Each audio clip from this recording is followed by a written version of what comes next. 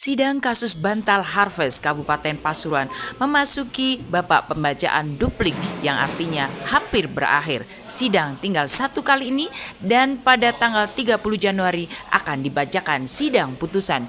Berikut adalah pembacaan duplik yang dilakukan oleh tim Sahlan Lawyer and Partners Zulfi Syartria.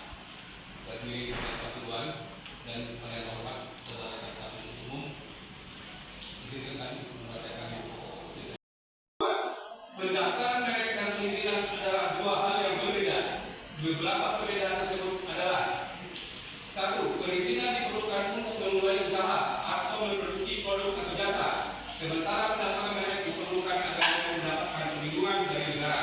Dua, perizinan merupakan kewajiban, sementara pendaftaran merek adalah hak. Tiga, perizinan berkonsekuensi terhadap legalitas produk, jasa atau usaha. Pendaftaran merek berkonsekuensi terhadap perlindungan merek. 4. Perizinan otomatis akan didapatkan jika persyaratan dipenuhi dan tidak ada ketentuan bahwa produk, jasa, dan usaha yang diajukan izinnya tidak boleh sama dengan milik orang lain. Sementara sertifikat merek tidak cukup hanya dengan terpenuhinya persyaratan, tapi harus dipenuhi ketiadaan persamaan pada pokoknya atau seluruhnya dengan merek yang terdaftar lebih dahulu. Tidak adanya etikat tidak baik dari pendaftaran dari pendaftar dan ketentuan lain sebagaimana diatur dalam Undang-Undang Nomor 20 Tahun 2016 tentang merek dan indikasi geografis pasal 20 dan 21. 2. Bahwa jaksa penuntut dalam repliknya tetap menyatakan bahwa antara Harvest dengan Harvest Lutfi ada persamaan pada pokoknya. Berbeda dengan pendapat jaksa penuntut umum, penasihat hukum terdakwa berpendapat bahwa tidak ada persamaan pada pokoknya antara Harvest dan Harvest Lutfi, sebagaimana sudah dijelaskan secara gamblang, lugas, dan detail dalam pledoi sesuai fakta persidangan dan bukti yang ada. Dalam duplik ini, penasihat hukum terdakwa hanya memperjelas kembali poin-poin penting dalam menilai keberadaan persamaan pada pokoknya. Teman-teman di inspektorat berikan penilaian yang seobjektif mungkin. Mana ada yang menyesuaikannya, mana yang tidak. Kalau tidak ada menyesuaikannya, tolong jangan sekalipun kalian musir. Dan apabila ada hal-hal yang menyangkut perbuatan teman-teman saya di daerah, sampaikan ke saya. Apabila ini betul-betul mereka lakukan perbuatan tercela, saya tidak akan kasih ampunan. Pembacaan duplik telah selesai dan nanti persidangan akan dilanjutkan pada tanggal 30 Januari 2024. Yang Sahlan tadi sudah mengikuti persidangan, ada nggak satu dua komentar dari persidangan yang tadi? Baik, terima kasih. Sesuai dengan yang kita sampaikan, baik pada sidang pertama masalah eksepsi, sidang kedua, dan sampai pada pemeriksaan saksi-saksi, pledoi dan hari ini sampai pada titik yang tinggal menunggu putusan yang akan dilaksanakan pada tanggal 30. Yang pertama, kita menyampaikan bahwasanya kita sudah berusaha maksimal. Yang kedua, kita sudah sesuai dengan keyakinan kita dari awal bahwasanya ini bukan merupakan tindak pidana. Dari Pengadilan Negeri Kota Pasuruan kita lanjutkan wawancara dengan Bang Sahlan. Oke Bang, dijelaskan lagi ya tadi apa yang akan disampaikan. Baik, terima kasih. Sebagaimana keyakinan kami dari awal bahwasanya satu, ini bukan merupakan tindak pidana karena persoalan merek ini dan merek yang pelapor itu dua hal yang berbeda. Sebagaimana kita uraikan panjang lebar, begitu juga diterangkan oleh saksi, begitu juga dengan diterangkan oleh ahli, bahkan keterangan dari terdakwa sendiri menyatakan dapat kesimpulan dua hal yang berbeda. Jadi kalau dua hal yang berbeda ini bukan persoalan pada yang berdiri dengan merupakan tindak pidana. Itu keyakinan kita. Yang kedua, sudah kita sampaikan bahwasanya ada ultimum remedium. Saat ini masih ada proses perdata, di mana kalau ada masalah proses perdata, kita menggugat fajar terkait dengan merek, mestinya sesuatu yang pidana ditangguhkan terlebih dahulu. Jadi sehingga kita berharap keputusan akhir nantinya ini masih prematur. Yang ketiga, keyakinan kita dari awal, pelapor ini tidak punya legal standing karena dia mempunyai merek Harvest Luxury, bukan Harvest. Yang punya merek Harvest itu Andre Wongso yang saat ini sudah diberikan kepada terdakwa atau klien kami, sehingga tidak punya legal standing. Kalau tidak punya legal standing, mestinya laporan itu tidak naik. oke lah, karena ada sesuatu kita nggak tahu apa di belakangnya jadi naik, jaksa semestinya menolak. Jika jaksa sudah semestinya menolak, hakim juga saat ini dengan uraian-uraian fakta-fakta, baik itu fakta dari tertulisnya maupun fakta dari saksi, baik itu dari ahli maupun dari keterangan terdakwa, sehingga sudah semestinya dinyatakan ini tidak punya legal standing. Bukan di sini. Kalaupun dinyatakan ini adalah sebuah tindak pidana, mestinya tempatnya bukan di sini. Tempatnya itu di mana domisili pelapor dan terlapor, tidak di yurisdiksi Pasuruan. Mudah-mudahan dari keterangan yang sudah kami sampaikan, bukti-bukti yang sudah kami uraikan secara jelas, kami sampaikan secara tegas dan lugas di hadapan persidangan, orang awam pun sudah bisa menilai bahwasanya ini hal yang berbeda, bukan tindak pidana, tidak punya legal standing dan lain sebagainya. Sehingga keyakinan kami tetap pada prinsipnya seperti itu. Mudah-mudahan dapat dipahami oleh hakim dan mudah-mudahan hakim memberikan putusan atau vonis yang seadil-adilnya. Keyakinan kami dari gambaran yang sudah kami lakukan, hakim akan menilai ini bukan merupakan tindak pidana, atau setidak-tidaknya ini tidak mempunyai legal standing, atau setidak-tidaknya hakim akan berpendapat bahwasanya ini ditunda karena masih ada proses perdata. Sehingga terobosan-terobosan hal yang kami sampaikan dan sangat berdasar hukum mudah-mudahan dipertimbangkan oleh hakim.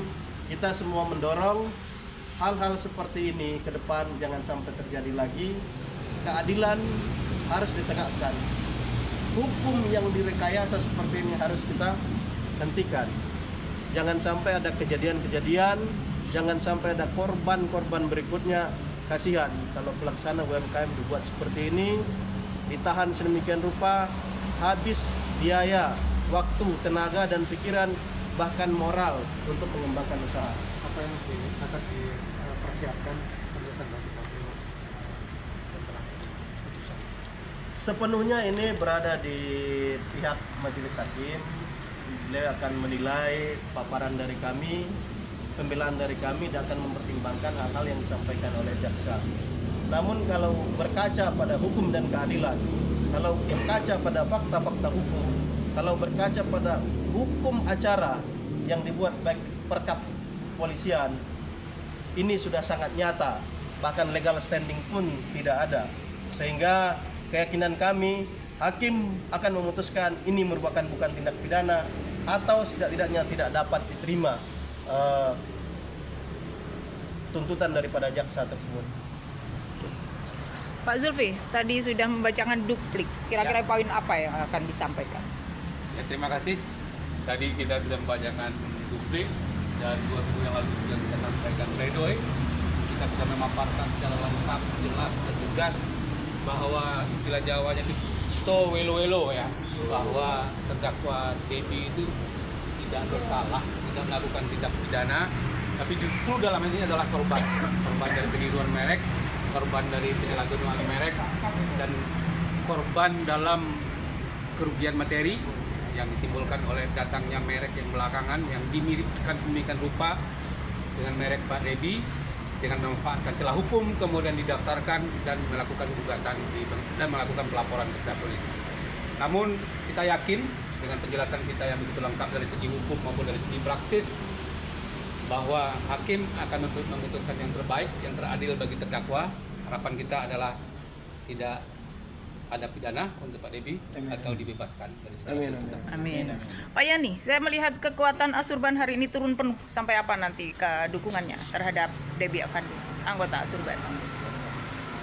Asurban akan terus mendukung dengan harapan tidak ada kasus seperti ini lagi. Ini bukan tindak pidana murni menurut kami, makanya terus kami dukung dengan tim Asurban. Menurut Anda, Pak Debbie, apakah sejahat itu sehingga harus dituntut pidana?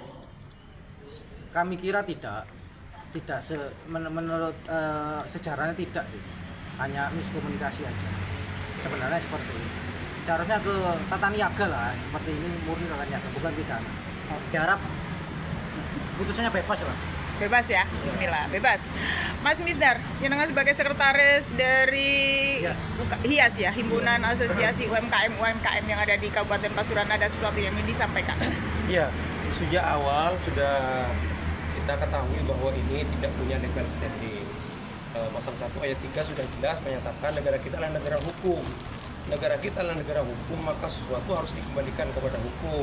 Sudah jelas dari awal dinyatakan bahwa ini tidak punya legal standing, oleh karena itu mestinya memang tidak berlanjut. Karena kenapa? Sama sekali bukan tindak kejahatan, ini murni pelaku UMKM yang mestinya kita rawat bersama dan mestinya kita jaga. Kalau sampai berlarut-larut seperti ini, saya kira ini merugikan kita semua, merugikan tenaga, materi dan sebagainya. Oleh karena itu, mohon dengan sangat kami atas nama Himpunan Asosiasi IKM Kabupaten Pasuruan berharap kepada Kejaksaan, Kepolisian, dan seluruh penegak hukum untuk saudara kita ini bisa dibebaskan. Karena harapan kalau kemudian bukan kepada para penegak hukum ataupun juga yang sudah kita lalui ini, pada siapa kita berharap seperti itu. Oleh karena itu kami berharap sekali lagi semoga ada win-win solution yang terbaik untuk saudara kita ini. Harapannya sama, bisa dibebaskan seperti itu. Terima kasih. Oke, terima kasih. Kita akan menanyakan langsung kepada Ketua Himpunan Asosiasi UMKM yang ada di Kabupaten Pasuruan, merupakan salah satu penasehat dari Asurban, Asosiasi Kasur dan Bantal. Untuk kasusnya Pak Debi, seperti apa Pak Nyena memandangnya? Kita berharap mudah-mudahan perlindungan hukum kepada Pak Debi betul-betul bukan via terpidana, karena ini merupakan harus dilindungi. Betul keadilan, biar UKM ini terus semangat dan harapan kita ke depan jangan sampai terjadi lagi, sehingga kita selaku penasihat mudah-mudahan semua menjadikan suatu wawasan yang harus kita jeli untuk ke depan. UKM lebih semangat dan mudah-mudahan dengan permasalahan ini bisa terlindungi dengan penegak hukum yang betul. Oke, terima kasih. Sampai menang.